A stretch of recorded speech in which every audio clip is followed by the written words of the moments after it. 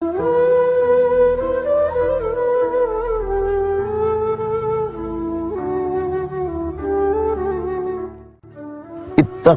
da'watal mazlum, takutlah kamu pada doa orang yang teraniaya.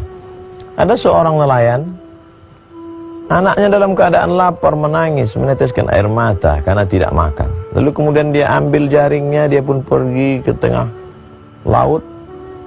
Lalu kemudian dia pasang jaring. Alhamdulillah, usahanya dikabulkan Allah. Senang hati melihat seekor ikan besar. Lalu dia pun bawa pulang. Terbayang anak akan menyuap, hilang letih, hilang lelah, tetes puluh keringat dan air mata. Karena nanti anak akan makan nyaman, tenang, perut kenyang, anak akan tertidur. Hilang lelah melihat senyum anak tertidur pulas. Tapi ternyata itu hanya sebagai mimpi semata. Karena di tengah perjalanan saat dia tenteng ikan, ada seorang raja penguasa yang ternyata suka melihat ikan ini. Pengawal, ambil ikan. Oh, Tuan Raja, ini untuk anakku yang sedang lapar. Ternyata orang-orang yang punya kuasa ini ada kenikmatan. Sebenarnya nikmatnya bukan saat makan ikan itu, tapi saat merampas ikan itu dari orang yang zalim, dari orang yang lemah. Nampak kezalimannya, menunjukkan kuasa terhadap orang yang hina. Ternyata ada kenikmatan tersendiri bagi mereka yang punya penyakit luar biasa. Nikmat kekuasaan berubah menjadi azab yang luar biasa. Ambil ikannya. Mau tidak mau, suka tidak suka, nelayan yang lemah. Tak terbayangkan bagaimana nanti dia akan pulang ke rumah dalam keadaan anak lapar, menangis, meratap. Tapi itulah kenyataan yang harus dihadapi. Apa yang terjadi? Ratu senang melihat ikan besar. Ini ikan besar, ya, ikan kesukaan Tuan Raja. Ikan menggelepar, takdir berkata, taring ikan mengena ke ujung jari raja. Tiba-tiba saja raja merasakan sakit yang luar biasa. Dipanggillah tabib, dokter, untuk melihat apa yang terjadi. Ternyata racun dari ikan beracun, sudah masuk ke darah dan sudah mulai terasa. Lama kesembuhan tak juga tiba. Bagaimana ini tabib? Bagaimana ini dokter? Nampaknya tangan Tuan Raja harus diamputasi. Tidak ada obat lain, tidak ada. Akhirnya jari harus hilang. Tapi ternyata nyerinya tetap tidak hilang.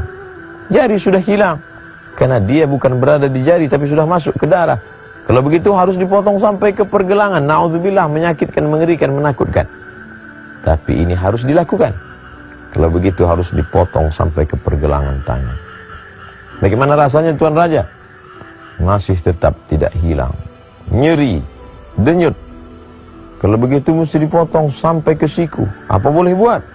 Itulah satu-satunya solusi. Na'udzubillah, jangan sampai terjadi pada diri kita, pada anak cucu keturunan kita.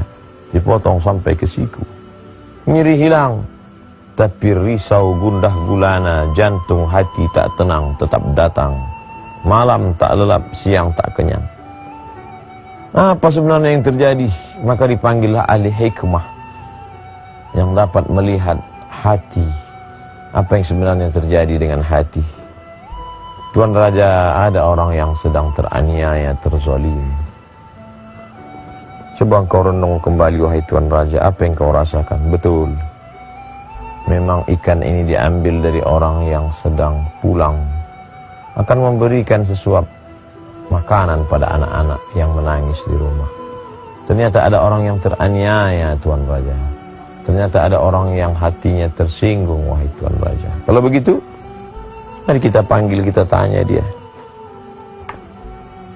Raja ingin meminta maaf. Maka dipanggillah nelayan yang teraniaya ke istana Tuan Raja yang megah dan besar.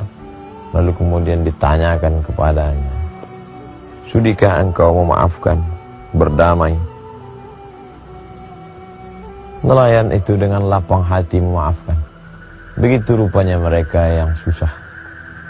Tidak sulit bagi mereka untuk membukakan pintu maaf kepada orang-orang yang punya kuasa. Sudahkah engkau memaafkan wahai nelayan? Aku sudah lama melupakan ini wahai Tuan Raja. Apa sebenarnya yang kau doakan? Apa sebenarnya yang kau katakan? Apa sebenarnya munajat yang kau panjatkan kepada Allah sehingga begitu berat siksa yang diterima ini? Apa kalimat yang kau katakan? Tidak banyak Tuan Raja. Apa yang kau katakan? Ya Allah, Raja sudah menunjukkan kuasanya, maka tunjukkan kuasanya. Bergetar hati Raja. Ternyata dia tidak mengadu kepada penguasa, dia tidak meminta kepada manusia, dia tidak berharap kepada hamba, tapi dia mengadu kepada pemilik hamba.